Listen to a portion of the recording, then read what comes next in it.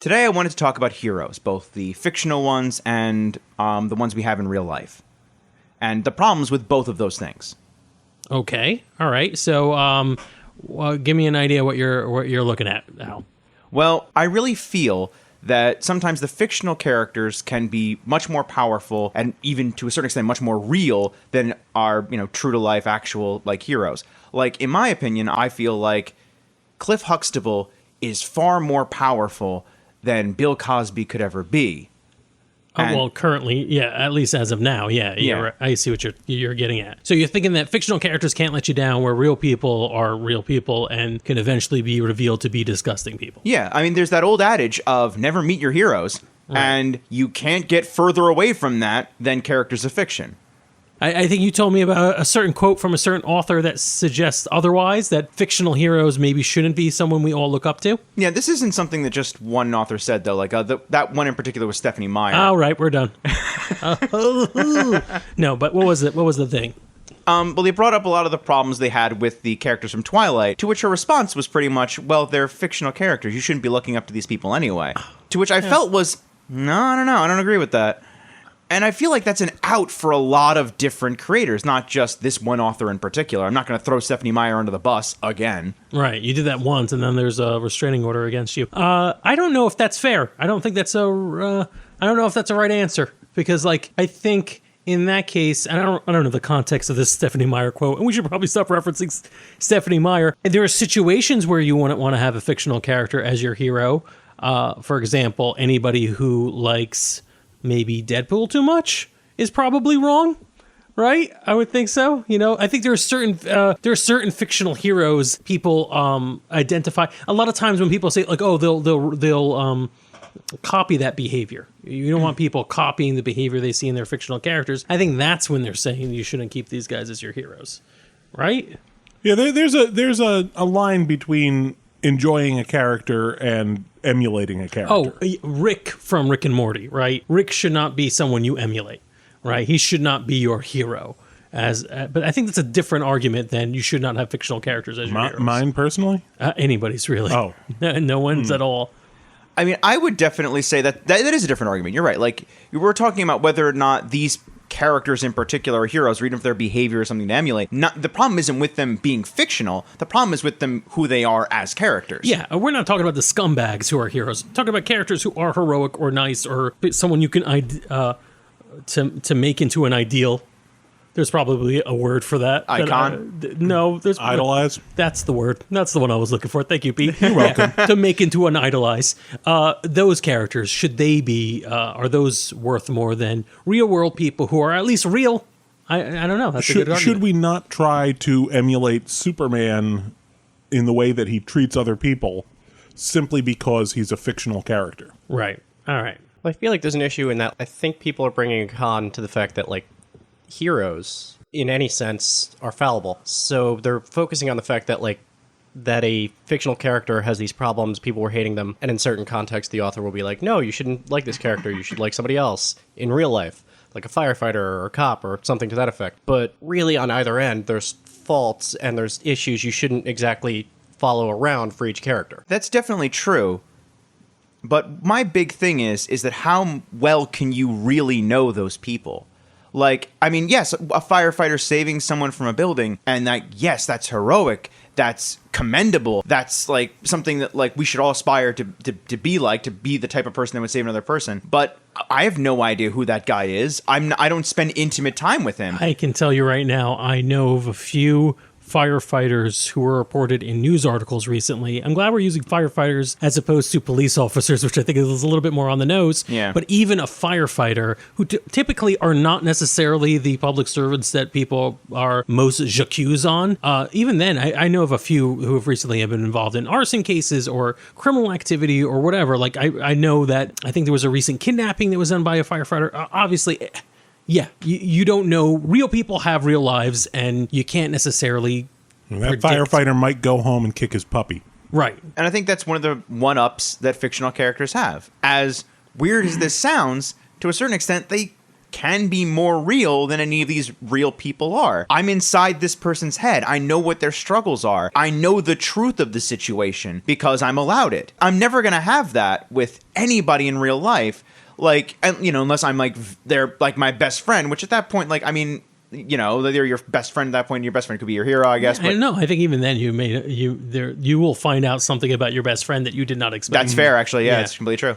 Yeah, I feel like there's a certain element of transparency that you don't get in a real life person, where you literally get to know everything they've ever done. Certainly, yeah. I guess it depends on the fictional character and universe, right? The thing about a fictional character is they are as heroic, as unblemished as the writer chooses to portray them. So there's a control there that you don't necessarily have as the idolizer. Yeah. But the creator has. Well, I'm saying two different. Well, I am saying a specific thing. I'm saying that it depends on even the genre or the area it is. It's piggybacking on what Pete just said. But like, if it's a comic book character, there's a reason why you get a lot of people who are very angrily screaming at the internet when a character they loved and that is beloved is changed by the most recent writer on the project, because these things are not set into stone. And then that's what is it? Oh, Captain Hydra. Right? Captain America is a character that is important to a lot of people and is iconic for a lot of people. And turning him as Captain Hydra, even by many people, I assume, who've not read the comic, and some who have and have legitimate issues, it was devastating. Almost as devastating as finding out a celebrity you really like turns out to be a jerk in reality. It's a big problem when you have ongoing fictions. Yeah. Such as comic books or professional wrestling. Yeah. When back in the 90s, when Hulk Hogan turned from the say your vitamins, eat your prayers. No, say your No, vitamins. the other eat your- way. Nope, keep it. Say your vitamins, eat your prayers. Say your prayers, eat your vitamins. Hulkster, and turned into the villainous Hollywood Hulk Hogan. That was earth shattering for a lot of young Hulk Hogan fans. Yeah, but how much more earth-shattering was it when he became Hulk Hogan, the real-world person who has some, let's say, unsavory things to say about people of particular... I can't even say it because I don't want to end up being gawkered. That's entirely like a unique situation there, because Hulk Hogan is a real person rather than Captain America. Right. But yeah, it's a very interesting thing. It's a lot more easy to control in novels or standalone movies where a hero may only exist for the span of that story. I'm glad you brought that up, because I do have an alternative for that one. How about when time itself ends up screwing with you? So you're watching a movie or reading a book from a decade ago, 2 decades ago, 3 decades ago, whatever, and suddenly the stuff that passed back in the day is incredibly suspect now. I don't know why this is the first thing that came into my mind, because certainly even early, like, think of any character from any sitcom in the 90s, any Friends character, JD from Scrubs. These people are scumbags. They're just not nice people, even though the things that they had done at the time didn't seem that bad, but afterwards you're now looking at it and you're like, you're off. For example, and I've brought this up in a recent episode on this network, Jim and Pam on The Office. Pam, this was emotional infidelity in that relationship when Pam was almost getting married. It's not clear that it's good, and it takes time to see it. Volumes have been spoken on the internet about the fact that Zach Morris is trash. Not a good guy. Oh God, I wasn't going to plug. Oh, it's worth it. Zach Morris's Trash is a wonderful web series that you need to watch. But yeah, there's a lot of examples, and then there's bigger ones like, for example, or harder to pin ones like John Carter of Mars. Right, John Carter of Mars is unequivocally the hero of his story, and he is a white person who enters into a pretty obvious Native American pastiche alien world and is better at everything they do than they are. Well, sure, that's one way of reading it. Yeah, and it's hard not to read it that way. So you look at these things and you're like, oh, this is kind of, there's a little dull. And there's a lot of other stories that are less vague than even that. Anything where there's a yellow peril villain, right? If your hero becomes a hero opposite a yellow peril villain, it feels weird. It feels weird to modern reading, and that's a character that isn't being changed in the text, just the world around it. The subtext changes. Yeah, and I mean, it's placed all the time in older Disney movies where stereotypes just come out in the worst possible ways, like Lady and the Tramp, and you get the Siamese cats, which are very obviously a slant against Asians, or, things of that nature where it's, like, scary that you have these, characters you can idealize, but also kind of slant at people. I think a fun version of this is when people try to remix Disney movies now and say, Scar was right. Scar was just trying to feed his people. It's a little ridiculous, I think, but at some point or another, the cracks. And the murder thing was a little harsh. Yeah, though. you can't. Like, I was about to use the wicked stepmother in Snow White. Like, that's kind of hurtful that the stepmother is evil. But like, I get that's a hurtful stereotype in general. But she was legit trying to kill her daughter. That particular stepmother happened to be evil. I like to see this press release. We have to. It's all right for us. Like, this one was evil, not all of them, but this one in particular. I guess the thing is, end of the day, for those brief moments in comic book history or any ongoing story, to a certain extent, they do always seem to bring it back around. But looking at Hydra Cap did come back and become Captain America again by the end of that story. People always seem to play with the idea of, well, what if this was bad, or at least have some semblance of an argument or an idea or some back and forth. What's your thing for John Carter? When does he become acceptable again? When you make a Disney movie and you kind of downplay his white saviorness? No, I think the answer to that is we still have more books. We still have more films.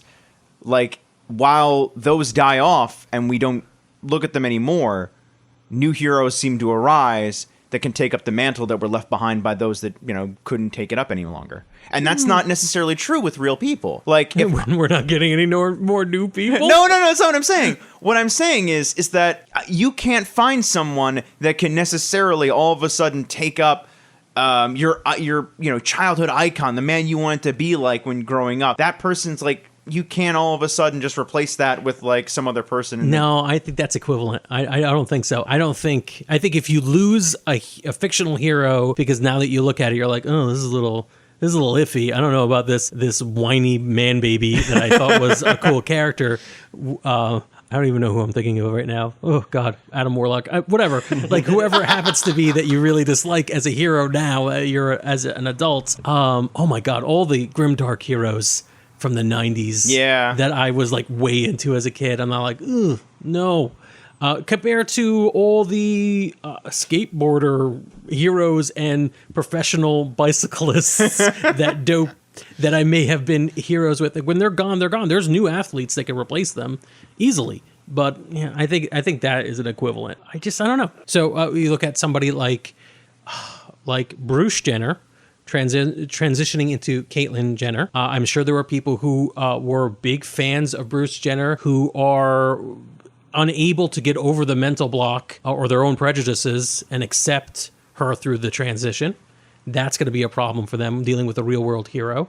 And then there's people who would support a prolific, high profile person going through what they're going through, what she's going through, and say they support transgender rights and visibility, and feel the conflict of realizing that Caitlyn Jenner does not, in fact, support political figures who, in turn, support transgender equality. Yeah. So, like, you're caught in this like mental loop where like I support the person but not their politics, but that doesn't matter because it's not supposed to. The two things don't have to go hand in hand. I think with real world heroes, you're more nuanced in what you have to accept. That's not always true of people, but I think it's better for people. I'm waiting in paralyzed fear for the day somebody releases something horrible about Mr. Rogers, because that's going to destroy.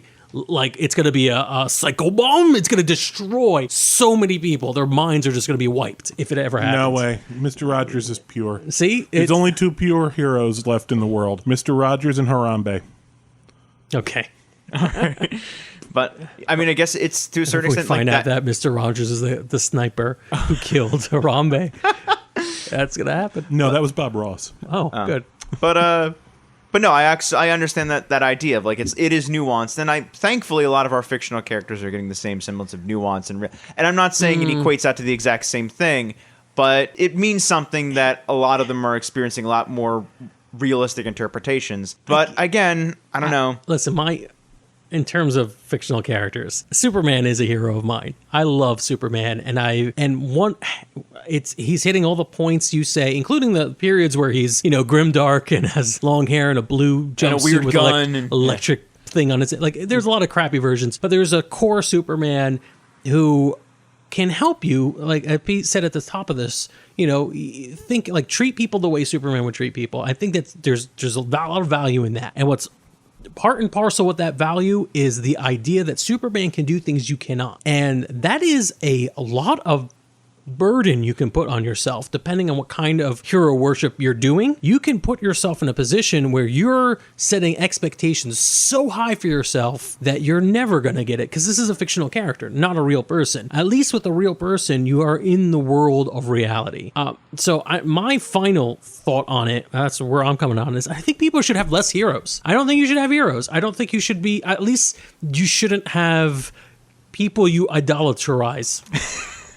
Certainly not me for my pronunciation ability, but no, I don't think you shouldn't have too much stake in people outside of yourself. I don't think it's good or healthy. My final thoughts, I guess, on the subject are pretty much that if we're going to continue with the idea of Superman, I think you need to have someone to aspire to be. And maybe less is more, probably. But to a certain extent, I feel like in your life, when there's a lack of people to aspire to be like, if you're growing up around, like, necessarily people close to you aren't people you think you should be like, and, the reality is seemingly lacking, then you should look to someone who at the end of the day will be the light that you follow. And that's one of the core aspects of that character in general, is the idea of not necessarily be this person, but be the light that shows them the way. And I think that's important no matter what. Even if you have a fictional or real-life superhero, if anybody can be that at some point in their life to you, try your best to hold on to that. I think the important thing is to try. Right. That's ideal. I don't know if that's hero worship, but it's definitely good to have goals.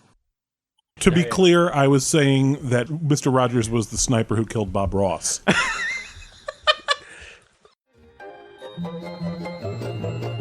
This has been a non-productive media presentation. Executive producer Frank Hablawi. This program and many others like it on the Non-Productive Network is distributed under a Creative Commons Attribution Non-Commercial No Derivatives license. Please share it, but ask before trying to change it or sell it. For more information, visit non-productive.com.